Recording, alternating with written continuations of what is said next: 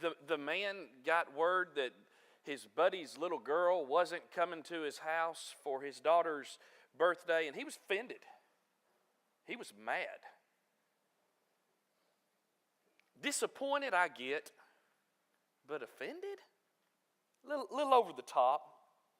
He's studying the Bible, and we get to the point where we're talking about baptism, and he's saying, you're saying to me that baptism is essential for salvation. I said, I don't have to say it. I mean, look. And we're reading through the scriptures and going, and he stops and says, I'm done. I'm not studying anymore. I'm done. And he was offended. At what? Because we disagree? I'm not offended when people don't agree with me about baptism. I think they're wrong, but I'm not offended. But this guy was so offended that he wasn't going to study anymore. Disagree? Absolutely. That's fine. But offended about what? We get offended over everything today. We disagree, or someone disagrees with us, and we're automatically offended. Folks, you don't get offended just because there's a disagreement. My wife and I disagree. I don't get offended. I disagree with my kids half the time. I don't get offended. We can't just get so offended all of the time. In James 1, and this is not our text, this is free. I want you to remember this because we're about to move to our text where we're going to spend our time this morning. But in James 1:19, maybe this ought to be the memory verse. We give our children memory verses. Maybe this ought to be our memory verse for the day. James 1:19, my dear brothers, take note of this. Everyone should be quick to listen, slow to speak, and slow to become angry. What's he saying? Don't get mad over every little thing. Don't be so easily offended. Not everybody sees it the way you do. Not everybody likes the things you like. Not everybody dresses the way you dress, or has the same work ethic that you have, or the same morals, for that matter, that you have. And just because you disagree doesn't mean you get offended. And if we get offended every time we disagree, let me tell you the message that sends. Number one, it shows immaturity. And number two, we may not be trying, but we're sending the message to our kids that if someone disagrees with you, you get mad. And that's a horrible message to send.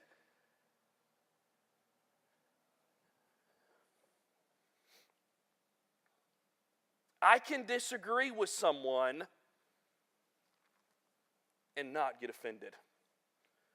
I don't meet with the elders often, but I can remember a time when we met, and I won't get into details, but I remember we were talking about something. And I said, well, this is the way I see it. And they said, well, this is the way we see it. Okay. And we disagreed. But the beautiful thing about that is nobody was offended. I was not offended by their position. They were not offended by my position. Just a slight disagreement. And that was a while back. We can disagree and not be offended. In fact, I want to show you where I want you to go with me this morning is John chapter 2, the very beginning of Jesus' ministry. In fact, he had just come from a wedding, and those weddings lasted a long time, where he had performed his first miracle, beginning of his ministry. Okay? In John chapter 2, and what I want you to see is that Jesus got offended, but what I really want you to hone in on is why he got offended. What offended him? John chapter 2, read with me this text, 12 and following. After this, he went down to Capernaum with his mother and brothers and his disciples. There they stayed for a few days. When it was almost time for the Jewish Passover, Jesus went up to Jerusalem. In the temple courts, he found men selling cattle, sheep, and doves, and others sitting at tables exchanging money. So he made a whip out of cords, and he drove all from the temple area, both sheep and cattle. He scattered the coins of the money changers and overturned their tables. To those who sold doves, he said, "Get these out of here. How dare you turn my Father's house into a market?" Now, I'll talk more about this in a minute. This is not the only time this happened. Matthew, Mark, and Luke will mention the same, a similar occurrence, but it happened right after he entered Jerusalem on his way to death, basically. So it would have been the end of his life. This was the beginning of his ministry. The Synoptic Gospels mention a separate account that happened toward the end of his life. But I want you to see this. Jesus was offended because people were mistreated. And maybe you're looking at this story going, I don't see the mistreatment. I don't really understand how people were mistreated in this situation. Well, let me tell you a little bit about what was going on, okay? Cattle and sheep and doves were used as offerings in the temple for worship. And the worshiper was going to worship, just like we're going to worship today. They were going to worship. They were going to be present for worship. And a part of the worship was animal sacrifices. Don't do that anymore. Because one sacrifice has been made for one time, right? For all time. But each worshiper was responsible for his own offering and could bring his own animal, basically. You say, okay, where's the problem? The problem is this. The powers that be, the authorities in place, discouraged them from bringing their own so that when they arrived at the temple area, they would have to purchase an animal there. Because they knew they were going to worship. They knew they would come, and coming from faraway lands even, to worship at the temple, to offer their offerings and sacrifices to God. And they said, don't bring an animal. They could, but we're discouraged. Don't bring one. Why bring one all that way when you can buy one here? And so oftentimes that would occur. Such is the case in our little short story here. This may sound a little odd, but what happens was it became a very lucrative business. People came in. They're coming from faraway lands. They would have to exchange money with the money changers. Each transaction would cost them something. Excuse me. And then from exchanging their currency, they would then move over to buy their offering. You say, well, what's wrong with that? The transaction, they were charged for the transaction, and then they might buy a dove for $5. But the problem was it'd be worth 10 cents. They jacked up the prices. They had them. Don't bring an animal all that way. We got them here. Come and buy one here. And it's more convenient. And that's what they would do. Charge them to change their money over.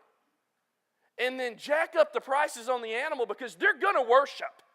They're going to worship. They know they will pay the prices for the animal. So that's what they do.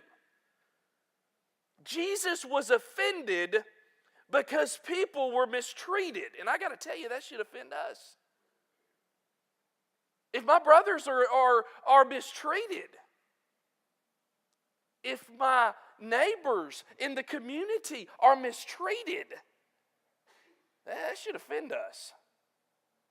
I remember a lady years ago, and she wanted to sit down and have a discussion with me about some hot topics. I said, absolutely. She said, I want to know where you are. I said, fine. And so she goes down the list. I mean, from homosexuality, same-sex marriage, to marriage and divorce and remarriage, you name it. I don't even remember. It was a huge, long list. It was a long conversation. Some of the things we agreed on, some of the things we didn't agree on, but it was more about, I want to know where you are, what you believe, what you're teaching, et cetera, et cetera, et cetera. And so I told her, I don't have a problem with that. And I told her. And she said, well, I disagree here, I disagree there, And then she made this statement. One thing you need to understand, Chuck, is we're not going to agree to disagree. And I said, well, we don't have a choice. We don't have a choice in the matter because I don't agree with you on this or this. And you don't agree with me. But I got to tell you, I was never offended. I was never offended that she thought I was wrong. Now, I don't know if she was offended or not, but I never was. I was never offended that we couldn't find a common ground, that we disagreed. But I got real offended a few weeks ago. First thing I do when I come in the office is, I pray. But then I click on my computer and I read the headlines. And one jumped off at me. And it was about a lady from just outside Redding, California, 34-year-old wife and mother of two. 4-year-old and a 2-year-old named Sherry Papini. I don't know her. But she went out for a jog, was abducted. You know the story, don't you? Beaten, her beautiful blonde hair cut, branded.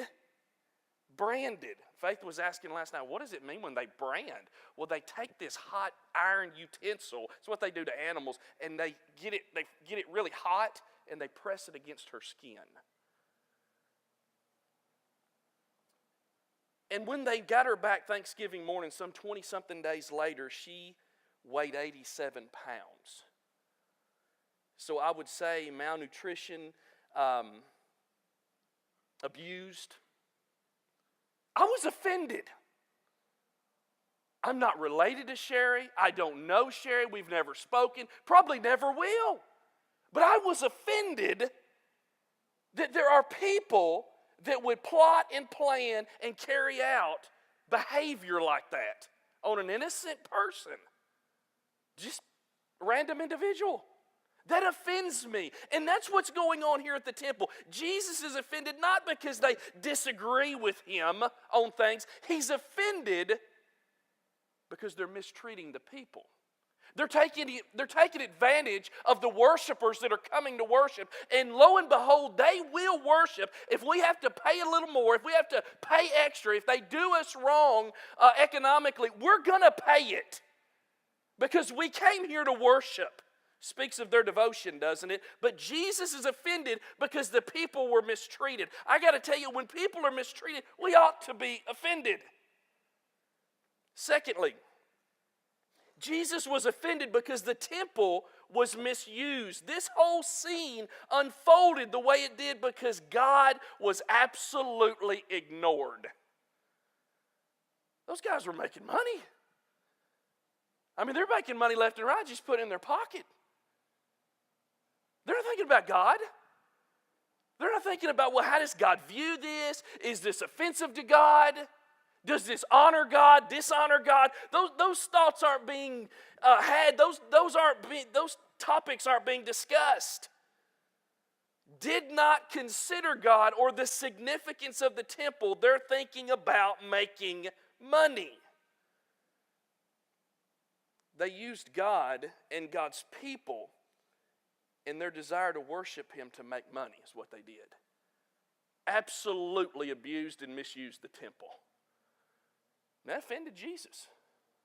He was offended by that. And the actions to follow, which we'll talk about in a minute, they show his offense. They show he was irritated. And I think irritated is putting it mildly. He was mad. In Jesus' words, they had literally turned his Father's house into a market. This bothered Jesus. And this wouldn't be the last time Jesus would clear the temple. Go to Matthew 21. Hold your place there, John. Look at Matthew 21. I made reference to these earlier. There's Matthew 21, 12 through 17, Mark 11, 15 through 19, and then Luke 19, 45 and following. All are the same account, but different accounts of the John 2 story that we're looking at, okay? So this happened twice that was recorded, all right? In Matthew chapter 21, 12 and following, Jesus entered, this is toward the end of his life. We've just had the triumphal entry. That's when Jesus comes in and they're praising him. He's riding on a donkey. They're praising him. He's the week of his death, okay? Verse 12, Jesus entered the temple area and he drove out all who were buying and selling there. He overturned the tables of the money changers and the benches of those selling doves. It is written, he said to them, my house will be called a house of prayer, but you're making it a den of robbers. So, certainly that was the first time, not the last time this is going to happen. This bothered him. A very similar story, just a different time that it happened. But nonetheless, he's offended. People are being mistreated. People are being done wrong. And you're misusing the temple. I wonder, do we misuse the temple today? I wonder, what is the temple today? That's right. Now, we could go into a deep discussion on, do we misuse the temple today? We certainly could. Look at 1 Corinthians 6. Don't have to, but I'm saying read 1 Corinthians 6 later. I think we misuse the temple sometimes.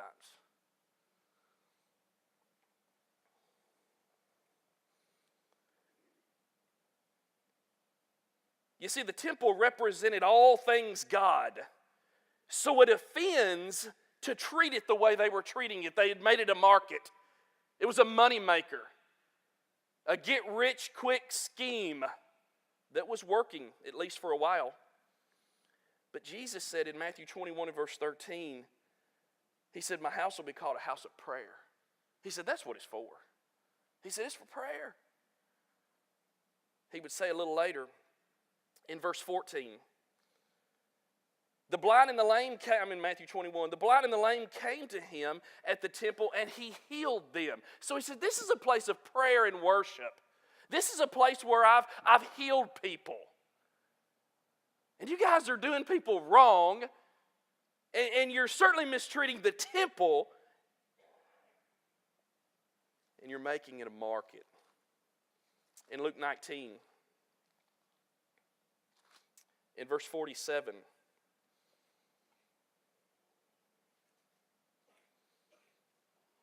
Luke 19:47. Every day, and this is Luke's account of what happened at the end of the life of Jesus' life when he cleared the temple. Every day he was teaching at the temple. The chief priests, the teachers of the law, and the leaders among the people were trying to kill him, but he says every day he was teaching at the temple. So it's a place of worship and prayer. It's a place where people come and are healed. It's a place where people come and they hear Jesus teaching. So it's a wonder that he was offended. I mean, they've turned it into it's a modern day Walmart. And he's mad, he's angry, he's irritated about this because this is not what it's about. This is not what it's for. Completely misusing it. And the temple represented God. It was about him, and you've made it about yourselves and putting money into your pockets. I got to ask this question. Are we more offended today when others disagree with us, or when they curse God?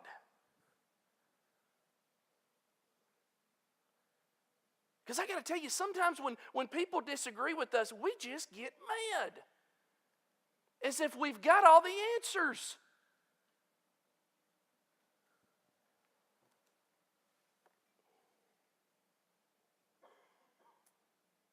When people curse God, when people misuse his name, and you've heard that, I got to tell you, that offends me. That offends me terribly. I don't care if they agree with me or not. I don't care if they see where I'm coming from in my teaching or my life. But man, when they call out his name that way, I'm very offended. So, here's the story right now. He's offended because people were mistreated. They were saying, don't bring your sacrifices. Buy the ones here. They're charging them to change their currency. Then they're jacking up the prices on the animals for the sacrifices that they have to purchase. Offended because of the way they were mistreating the people. And offended because of the misuse of the temple. It's not for this, guys. Man, it's a place of worship. It's a place where I teach. It's a place of prayer. It's a place where I've healed people of their infirmities. Finally, Jesus took a stand and created change.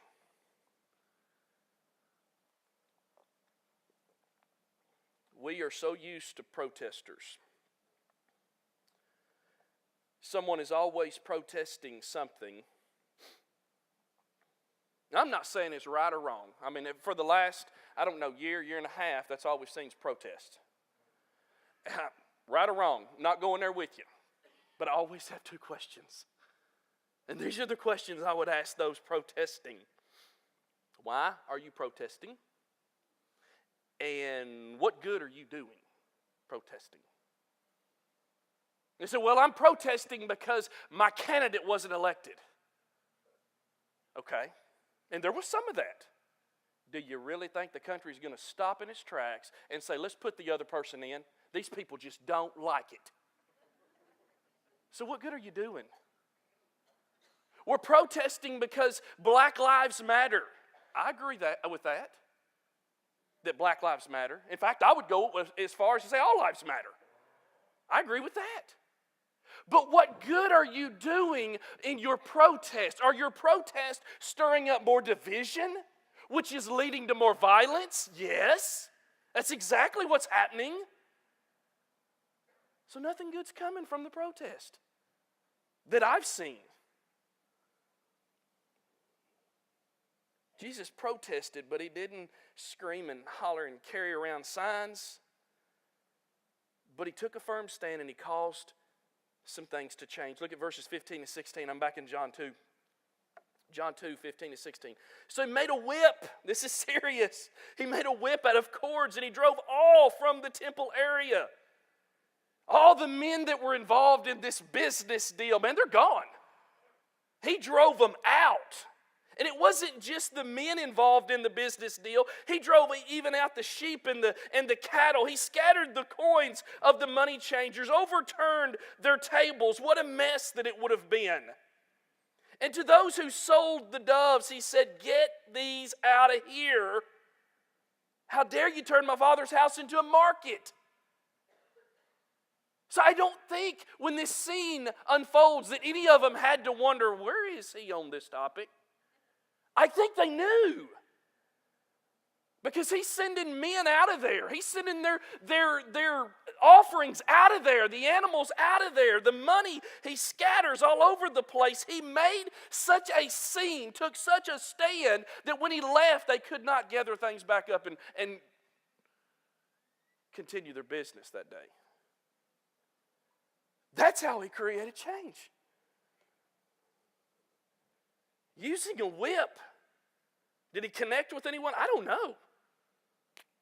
If he did, he wouldn't have had to do it many times. But they're scattered. Some may wonder, well, where's the change? It looks like a temper tantrum to me.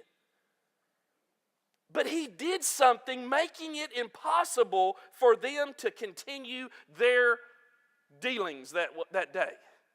The money was everywhere, if it could even be found.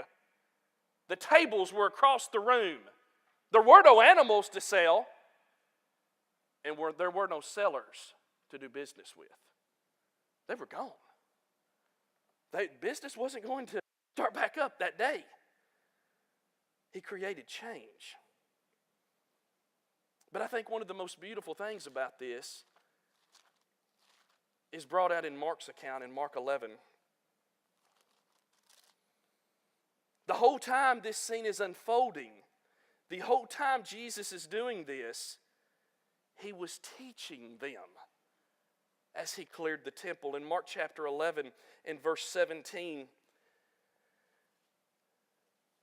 it says, as he taught them, he said, is it not written, my house will be called a house of prayer for all nations, but you've made it a den of robbers. So even in tossing the table over and scattering the money, shooing the animals out the door and out of the scene, even in the midst of that, he's teaching them what the temple is, what it stands for, and what it is to be used for. Simply disagreeing, being offended, protesting just doesn't do any good. And maybe you've read that scripture before and you thought, well, Jesus really acted out here. That's not the Jesus I know. It's the one I know. Because people were being mistreated. God's name was being just totally misused as the temple was being abused. And so he takes a stand and creates change. I think we have to do that. I think we have to take a stand. But I think we have to be teaching, because it's the teaching that brings about the change. Here's the deal. This is what you can remember and take to the bank in the morning. When we stop teaching, people stop learning. And when people stop learning, they stop growing. So the amazing thing to me is he's teaching the whole time he's destroying their business. Pretty amazing. Remember James 1:19. Don't get offended over everything. Just because you disagree with someone doesn't mean you're offended. Now, there are some things that are going to offend you and should offend you. If I got offended, I'll end with this. If I got offended every time someone disagreed with me, I would be angry all of the time. If it's an email or a text or a friendly conversation on Sunday or Wednesday, plenty of people disagree with me. And I'm not offended by that. I can't afford to be. Now, there are things that will offend me. And there are things that should offend you. But there are things that shouldn't, that we've allowed to. Even Jesus got offended. But let's notice what he did with that, why he got offended, and what he did and how he used it. Today, if we can help you, if you need to respond this morning to the invitation and be baptized, have your sins washed away, or if you're struggling with something that we can help you with and encourage you in your struggle, whatever your need is, we'll have an elder here waiting for you if you would come. Together we stand and as we sing.